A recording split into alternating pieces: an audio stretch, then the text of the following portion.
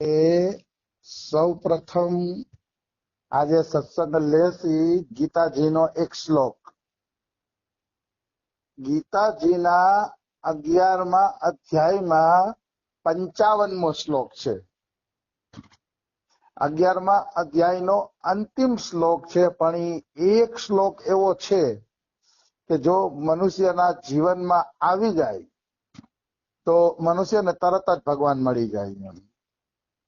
મતલબ એક જ શ્લોક એટલો દિવ્ય છે ને કે થોડો કે જીવનમાં જો આવી જાય તો નિશ્ચિત રૂપે ભગવાન મળી જાય છે. શ્લોક એવો છે, 5 વસ્તુ ભગવાને બતાવી, 5 શરત ભગવાને બતાવી. એ 5 શરતનું કોઈ પાલન કરે તો નિશ્ચિત રૂપે જીવને ભગવાન મળી જાય છે. એ 5માંથી પહેલી શરત છે મત કર્મ કૃન, મતલબ તું મારા પરાયણ થઈને કર્મ કર. આ ભગવાન શ્રી કૃષ્ણની પહેલી શરત છે. મતલબ કર્મ કરવાની ના નથી. તમે નોકરી કરતા હોય, ધંધો કરતા હોય, જે કાંઈ તમે કર્મ કરો છો તમારા એ જ કર્મ કરવાના છે. કર્મમાં કઈ ફેરફાર કરવાનો નથી. કર્મ ઈ નહીં કરવાના, પણ ભગવાન એમ કહે છે મારા માટે કર્મ કરવાના. બસ ફરક આટલો છે. ઈ તમારા કર્મ ભગવાન માટે થવા જોઈએ. મત કર્મ કૃતો, મતલબ મારા માટે કર્મ કર.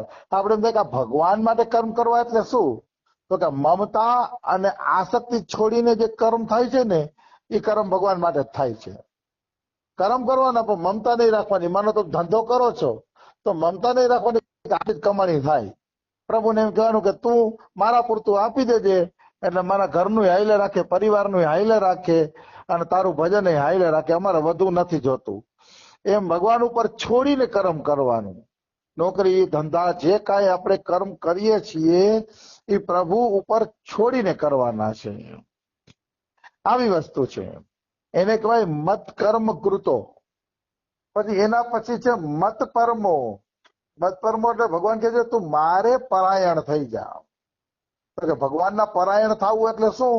તો કે એની ખુશીમાં આપણી ખુશી, એને કહેવાય ભગવાનને પરાયણ થયા. એ જેમાં ખુશ રહીએ એમાં જ પછી આપણી ખુશી, સ્વતંત્ર આપણી ખુશીની કોઈ ચાહના નહીં, એને પરાયણ કહેવાય.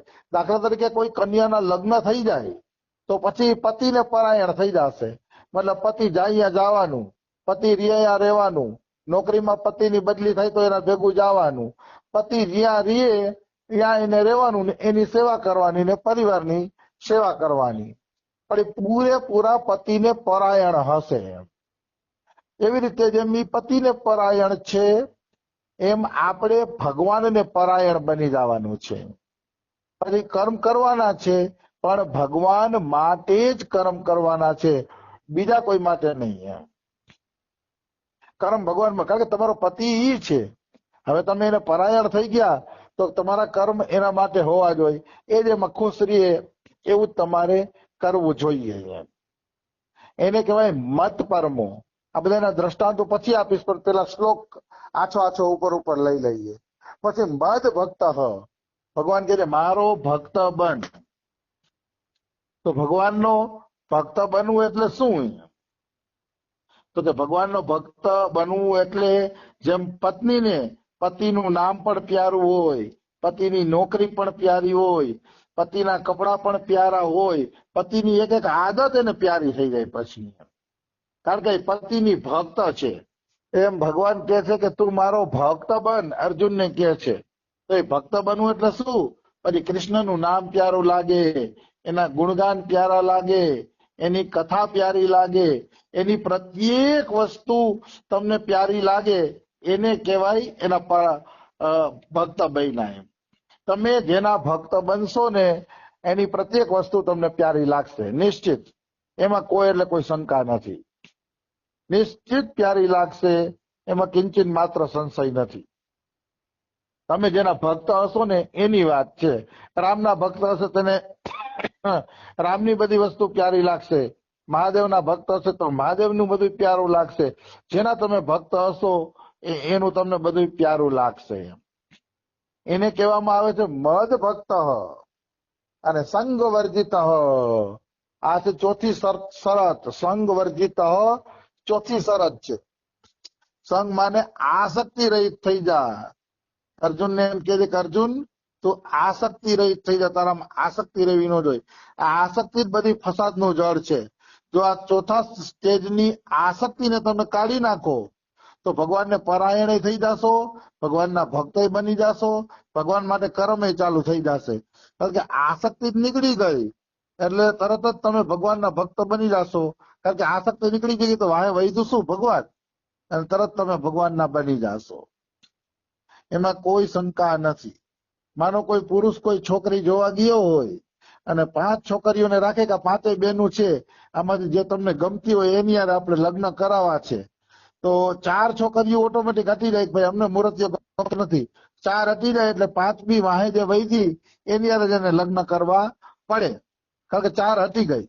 એવી જ રીતે સંસારની તમામ આસક્તિ વધી જાય, આસક્તિ નીકળી જાય એટલે વાહે કેવળ ભગવાન વૈધા. કારણ કે ભગવાન તો અજર અમર છે, એ તો મરતા નથી એટલે એ તો વધવાના જ છે. આસક્તિ નીકળી જાય એટલે વાહે વૈધા ભગવાન. એ ભગવાનના તમે ભક્ત બની જાશો. નિશ્ચિત તમે એ ભગવાનના ભક્ત બની જાશો, એમાં કોઈ એટલે કોઈ શંકા નથી. પણ આ આસક્તિ, આ સંગ વર્જિત ઈ કરવું મુશ્કેલ છે. આસક્તિ તમારે પૂરેપૂરી છોડવી પડશે, ત્યારે તમે ભગવાનના ભક્ત બની શકશો. અને છેલ્લું આવે છે 5મું. પેલા 5મું લઈ લઈએ પછી ઉદાહરણ લઈએ. નિર્વેર સર્વભૂતેષુ. આસક્તિ છોડવાથી જ નહીં મરે. આસક્તિ છોડ્યા પછી તમારે બધા પ્રાણીઓમાં નિર્વેર બનવું જોશે. આમ તો આસક્તિ જ જળ છે. તમને સંસારમાં કોઈ આસક્તિ ન હોય તો બને ત્યાં સુધી તમે કોઈ હારે વેર વિરોધ કરશો જ નહીં. કારણ કે તમારે કોઈ હારે વેર વિરોધ કરવાની જરૂર જ નથી. પછી કોઈ તમારે વેર વિરોધ કરવાની જરૂર રહેતી નથી. કારણ કે આસક્તિના કારણે જ વેર વિરોધ થાય. આસક્તિ હોય એટલે એ વસ્તુ આપણે જોતી હોય, આપણે જોતી હોય તો એ વસ્તુ બીજાને જોતી હોય, અને બીજાને જોતી હોય ને વસ્તુ એક જ હોય ને ત્યારે વેર વિરોધ થાય. આસક્તિ ન હોય એને કોઈ વેર વિરોધ થતો નથી. એટલે આસક્તિ નીકળી જશે તો બધાય ભૂત પ્રાણીમાં તમને ભગવાન દેખાશે. બધાની અંદર નિશ્ચિત રૂપે તમને ભગવાન દેખાશે. એમાં કોઈ એટલે કોઈ શંકા નથી. નિર્વેર સર્વભૂતેષુ. બધા પ્રાણીઓમાં નિર્વેર બની જાઓ, ભગવાન જુઓ. કોઈ યારે વેર તમારું હોવું જોઈએ નહીં. યહ સ મામેતિ પાંડવ. હે પાંડવ, એ જીવન મુક્ત પુરુષ મને પ્રાપ્ત કરે છે. ભગવાન ચોખ્ખું કહે છે કે એ જીવન મુક્ત પુરુષ મને પ્રાપ્ત કરી જશે, મારી પ્રાપ્તિ કરી લેશે નિશ્ચિત. એમાં કોઈ એટલે કોઈ શંકા નથી. તો કહેવાનો ભાવ શું છે? આ 5 વસ્તુનું પાલન કરશે તો ભગવાન કે જીવ મને પ્રાપ્ત કરી લેશે, એવી ચોખ્ખી ભગવાને સૂચના આની અંદર આપી છે. હવે આપણે આના ઉદાહરણ જોઈએ.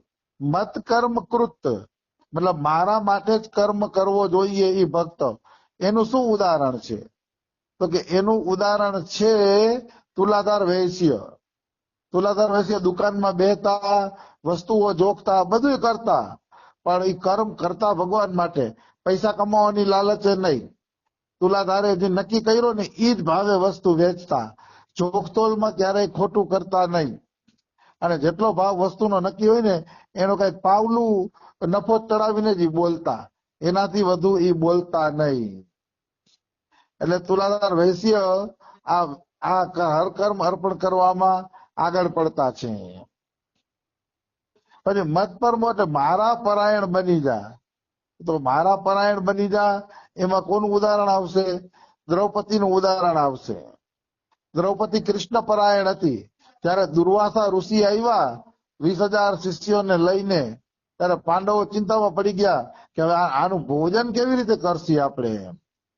દ્રૌપદીએ તો જમી લીધું છે એટલે હવે તો કઈ એમાં બટલોયમાંથી નીકળવાની આશા નથી. તો દુર્વાસાના 10,000 શિષ્યોને ભોજન ક્યાં જ કરાવશે? બધા ચિંતા કરતા હતા. પણ દ્રૌપદી કૃષ્ણ પરાયણ હતી. એને કીધું અરે શું ચિંતા કરો છો? એ કે કૃષ્ણ થોડા ક્યાંય વયા ગયા છે. એ કે હમણાં કૃષ્ણને યાદ કરું, કૃષ્ણ વ્યવસ્થા કરી દેશે. અને દ્રૌપદીએ કૃષ્ણને યાદ કર્યા અને કૃષ્ણ ભગવાન તરત આવી ગયા. અને એની આ દુર્વાસા ઋષિ વાળી મુસીબત છે ને એ મુસીબતને દૂર કરી દીધી. કહેવાનો મારો ભાવ શું છે?